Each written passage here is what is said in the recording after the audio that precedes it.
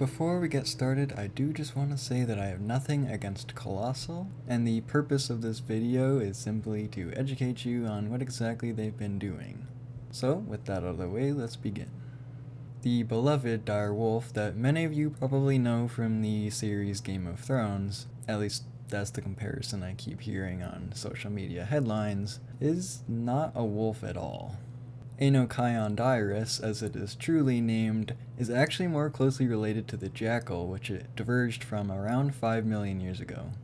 In fact, it's thought that while Enochion was prowling around the Americas before the last ice age, Canis lupus, the grey wolf, only arrived from Eurasia about 50,000 years ago. So, separated by both time and sea, Canis lupus and Enochion could not be more different. Now, that said, the amount of genes separating Enochion from modern wolves is shockingly tiny, as out of the 25,000 genes contained in the grey wolf, only about 80 of those are distinctly different from Enochion. But here's where the story begins to fall apart, because of those genes, only 20 edits to 14 genes were made, leaving 66 unedited genes. That might not seem like a large difference, but for example, the amount of genes separating humans and chimpanzees is only about 6%. It only takes a few genes to make species vastly different, and the grey wolf and Enochion are no different. So, now that I've told you Colossal's dire wolf is no such thing, I'll tell you what it is.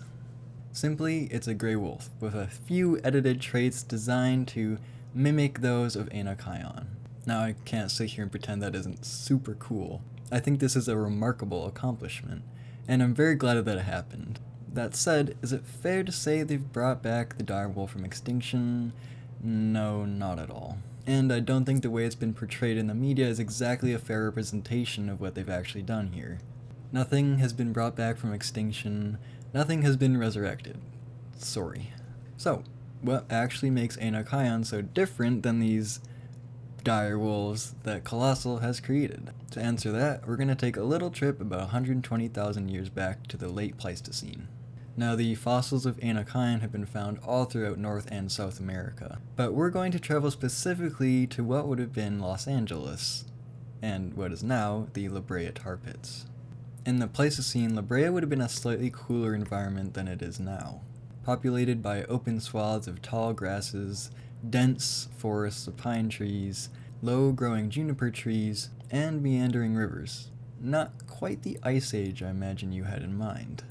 Living in this environment were many both extinct and extant animals, like the bison, wild horse, mastodons, and giant sloths. They were megafauna, so Enochion evolved differently from grey wolves to take down these huge prey animals. Enochion grew to a similar size of that of the grey wolf, but had a distinctly larger skull and shorter limbs and smaller paws. And though there is little data to back this up, this could suggest that they rarely traveled through snow if at all, which is another detail about the engineered wolves that I find curious. They have stunning bright white coats. If this were the case in Enochion, they would have had a hard time blending in with the pine trees and grasses that they hunted in, which just further tells me that the animals Colossal created have little to do comparatively with the actual animal. So, in conclusion, I hope that after you do some research of your own, you truly understand what Colossal has actually done here, and to take further headlines like this with a pinch of salt. That's all for now. Thanks.